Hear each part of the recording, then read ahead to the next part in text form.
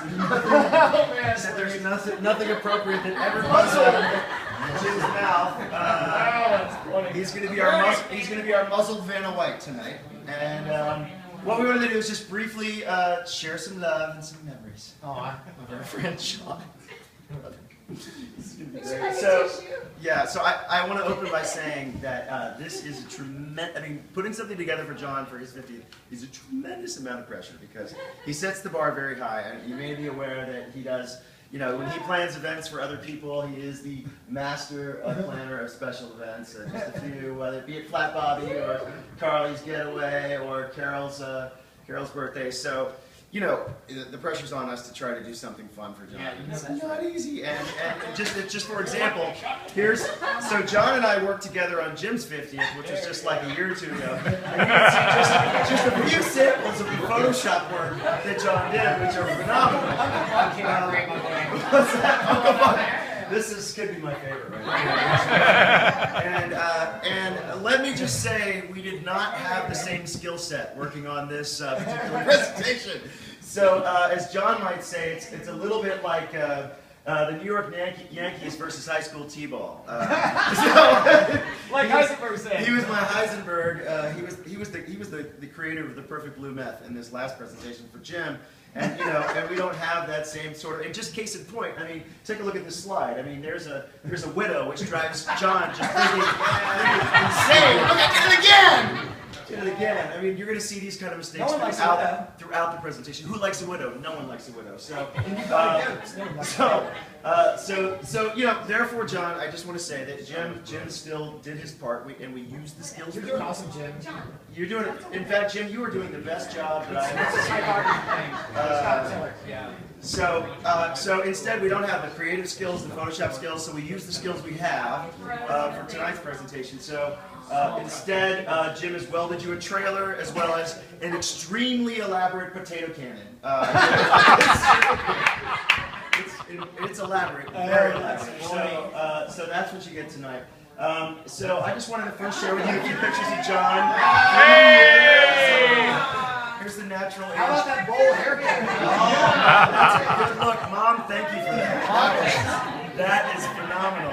But she can afford braces because of the bowl haircut. That's right. That's right. So you can see John, like, as you know, like a few months old, a 6-month-old baby, and then. But we ran out of pictures. We weren't able to find all the pictures through the years. So what I did instead, you guys may be familiar with, there's certain kinds of online you can get computer-generated age, age progression. So I did that with this picture just to give you a sense to kind of carry it through. And as you can see, today, a very accurate representation of John today. So with that, I want to start with chapter 1, which is John, a man of many talents. This is John, the World Cup soccer team as a young buck. In case you couldn't pick him out, that's the blue circle. Also, you can see that the sax is not a recent interest; it's early seeds of greatness here from John in the band, and he's rocking the lumberjack shirt there. I borrowed that from Adam. And then developing today to the total sax appeal that John has. He compares to his license plate and the big Louis Armstrong cheeks that he gets going. And then some of you are here from the bands that he's played with. One of the joys of his life. He loves playing with the band, so whether that's Fruitcake Super Bing, not just playing, but also doing flyers and cool shit like that for the band, and Thin White Dukes and Liqueur and other folks that he plays with. He loves playing with you guys, and that's a great time. And then he does an alarmingly convincing Fred, if you've ever heard him. Alarmingly convincing. If you see the faded guy at the side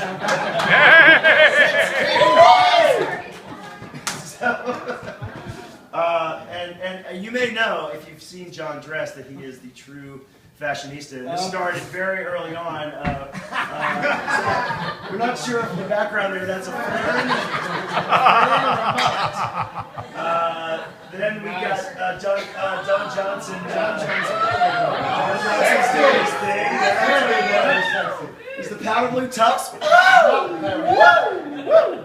And Shea O'Neal. Even then, he had that certain sense of selfies. I mean, look at this shot. This is like some kind of posed shot. And then and also the specs, man. He knew how to wear the Sally Jesse glasses. Fantastic. Oh man. So he also great artist, as you can see. These are just a few of his art pieces. This was the yearbook, your junior year probably? That's right, yeah. This is our high school yearbook. Graduated, that's why he's raising his hand, he can't talk. Yeah. And then he submitted things like for the Zoo radio station, back in the days when they had the Zoo. That was their big 1983. He's always, he won, yeah, that's right. My mom said that even when he was in elementary school, he just was a natural artist. This is one of his early pieces, and you can see sort of progression through college, and we love this piece. This is a beautiful chalk, I think, that you did, that's hanging in my mom's. Pastels, thank you, that's hanging in my mom's What's place. up, Bob? What? Please continue. What's that? Please continue. And then, how about this? Self-portrait. Another selfie. That is, I look like I'm on one of the greats. yeah. I don't know that your cheekbones are quite that pronounced, John, so I'm not sure. I think that's from Area 51 or something. And he also did calligraphy, so he did the calligraphy for his high school graduation. And then this is a party at my house, and check this out. There's going to be lots of loud music, so bring your albums and cassettes. Check out this vintage stereo up here. And the cactus in the foreground. It is some nice, I don't know where that came from. nice stuff. This was, What year was that? Where'd you find that? Mom had it. Mom, you. Friday, August 27th, year, I don't know. No, I mean, well, we can look up what year would have been a Friday. That's what I was asking. He's trying to have a southwestern authenticity. Jim, It's a Joshua tree. I want to say this was right around when I was this would have been about 84, right around then, when I was a sophomore in high school. So, Close enough for rock. and he's an artist in every medium, so here's him and Carly collecting snow, and he can do work in really almost any medium. And he also loves adventure, so I think, Carol, where were you guys? It's Cabo. That was Cabo. It's Cabo, yeah. So he loves adventure within reason. So he's not a huge fan of heights. So I'm just going to give you a little comparator here. So there's a place that we go into Mexico where we hike on the mountain, and there's a place called Picture Rock that Jim likes to take pictures. Jim does. So it's a spot that's kind of hanging over nothing. And here's a picture of Jim on Picture Rock. And then here's the same picture with Jim's wife Kathy, who's here. There's Kathy. And then here's a picture of John. Alright, okay. Alright. You guys done? You guys done? Alright. Now, listen, we also, you may know that John, if you were able to do a live dissection of his brain, what you would find if you sliced through his brain is a pop culture wasteland that is littered with everything from South Park to Airplane to Spinal Tap to Family Guy to Blues Brothers to Pulp Fiction to The Princess Bride. Inconceivable! Okay. So what we've done is we've created the random wheel of Johnisms here. You can spin and hit almost anything that you can You hear should have John stayed say. dead. Oh, and this one says John is in the house. Hold on, this one says Awesome sauce. here's John ABC. These are perfect. The perfect one comes Quick up no on me, matter Shirley. what you do. Get off your effing phone. And after that, yeah, you'll notice.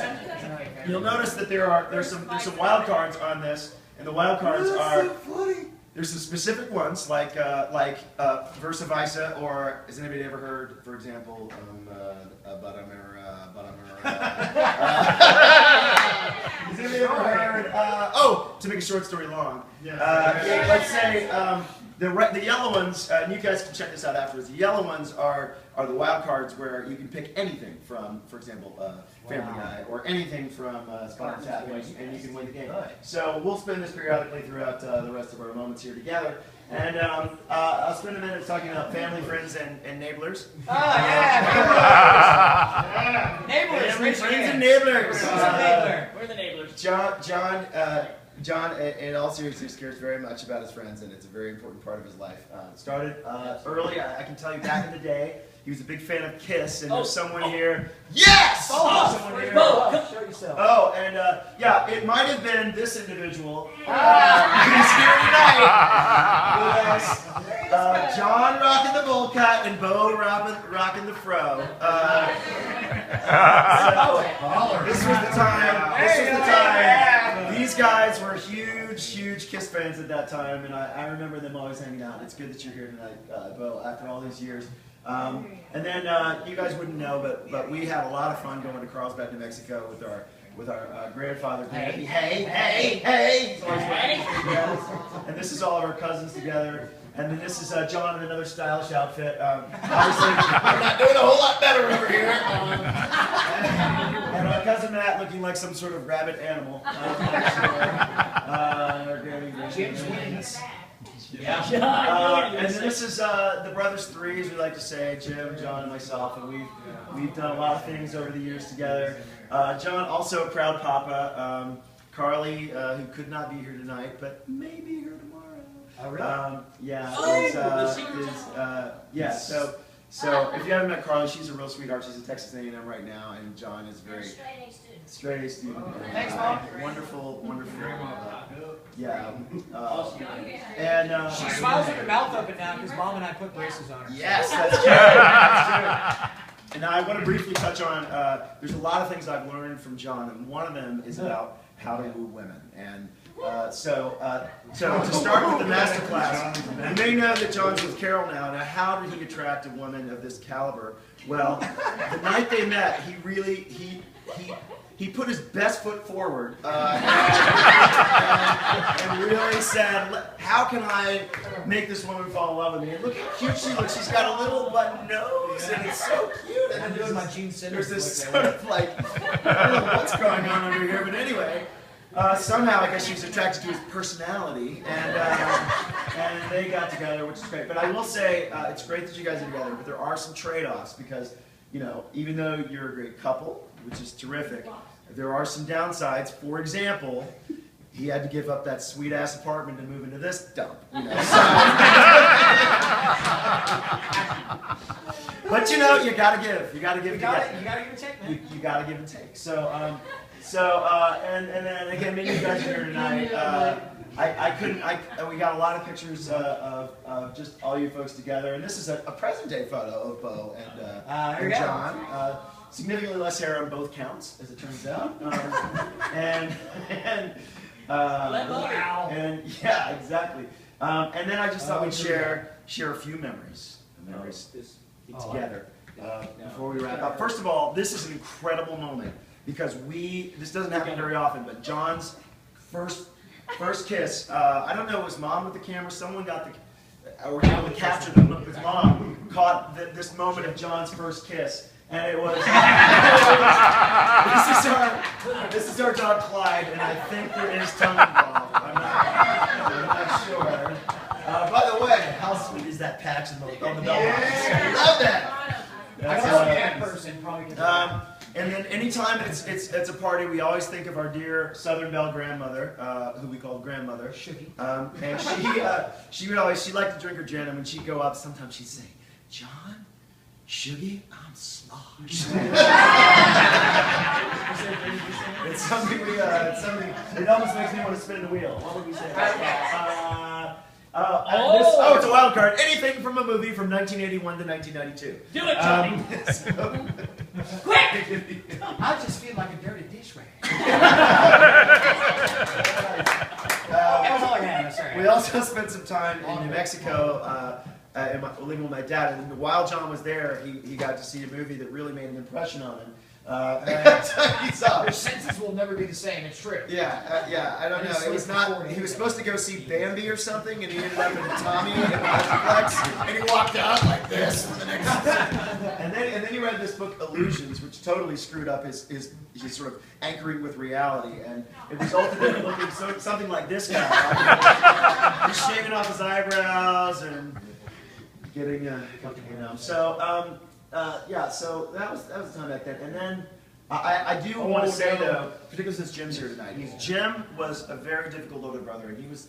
I'm just gonna say it, Jim. You were mean to me. And I'm gonna come around and say it. And John, on the other hand, he was the kind, supportive one, always helping me out. He was the one that I could always look to be nice to me, right? Well, there was that one time. Oh yeah, right. I remember that one time. There was that one time when he kicked me in the balls in the front yard. Right?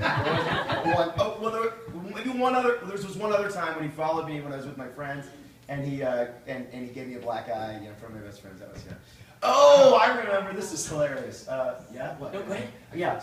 I remember. Oh, this is great. We're living in New Mexico, Dad, with you, and we had this dog named Blue. Oh, such a cute dog. And John. I was sleeping and he woke me up in the morning and I got up in my little tidy whities and he said, "Bob, I have a surprise for you." And he put a blindfold on my hat and my face and my eyes and walked me around the house, taking me a surprise right through the warm puddle of dog vomit that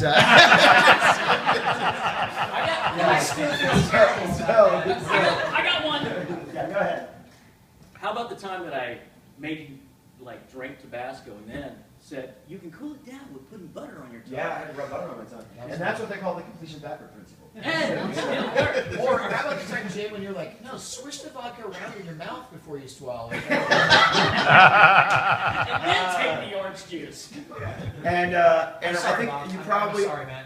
It's okay. That's okay. I love you, baby. So you know, but whatever what he called himself. Jim was the minister of physical torture, and John was the minister of psychological torture. So That's true. he had the they had their roles well defined. And John kind of made up with it though with pure sexiness. So I'll give you an example. Like this.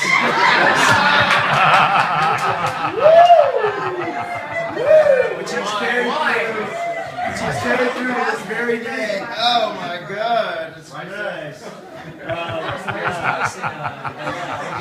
Just so. Not bad. Where's your man's here? And then, oh, by the way, a flock of seagulls called. They want their outfits back. How's that? You just So, checking this out? oh, it's about face from back in the day. That's right. And John and I, when we were both single lads, did these great trips together. We went to, we went to New York, although that's a little more recent. We went to California, drove 101, and went all through California, Cancun, Vegas. And speaking of heights, as we were talking about earlier, has anybody ever been to Vegas and been on that? Stratosphere. The Stratosphere, the roller coaster. Yes. What do you think of that thing? What I remember most is when That's one Alan of the other rides was shut down, and the attendant said, "Yeah, for reasons beyond our control, the ride is not functioning." And I remember thinking, I don't want there to be any reasons beyond our control. The last thing I need when I'm at the top of a building on a roller coaster outside the building is something beyond your control. Exactly. So John and I have a lot of great memories we can regale you with. Labor Days. And then we also love the mountains. Lots of time in New Mexico. My dad's here tonight. Drove in from Picture Rock, New there's me in the Mexico. front. There's John hanging on. He's actually wearing a harness. I'm not sure if you can see that for that picture. And lots of great times together, and also good times in Richardson. This is us. Look yeah, it's like your hips almost dislocated. Just sort of like, how'd you do that? Move. This is time with my mom in Richardson, and there's us with grandmother Shiggy. And in the Sally Jesse glass. Yeah. Fantastic. And then last, I would like to close with some predictions because John is still at an early stage of his life, and we figure there's lots of great memories to come. So our first prediction, we should probably. Let's rethink that typeface, actually. Yeah, that's a really good point. Inconceivable. So, prediction number 1. John, 5 years hence, will find himself thrown into prison due to a road rage incident resulting from someone looking at their phone while driving.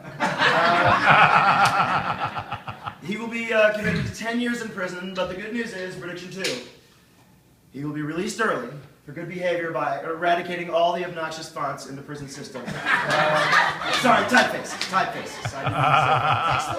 Now the old My stuff. timing was perfect. Your timing was perfect. You see? He was already complaining about fonts before my font started. So predictable. Yeah, so predictable. Spin the wheel, Jimmy. Do it, Jim. Thank you, Vanna. Be careless. There, let's take lots of chances. Prediction number 3.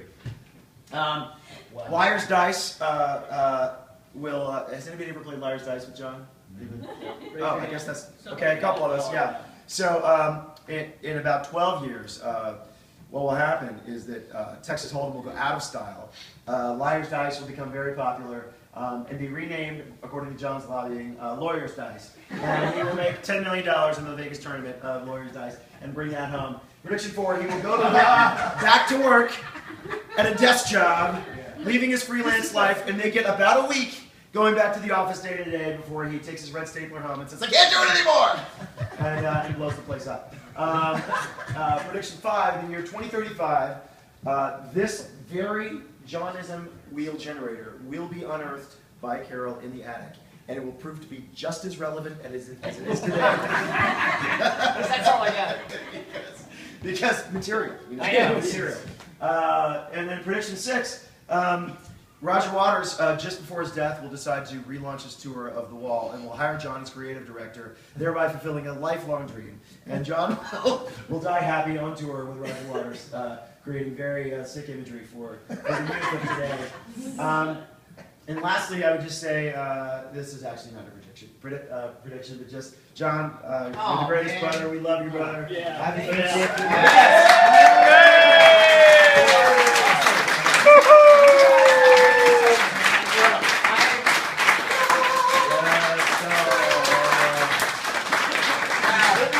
Wait, I want John to say. True that. Wait, John needs to say anything in his amazingly convincing and feminine voice. Fantabulous!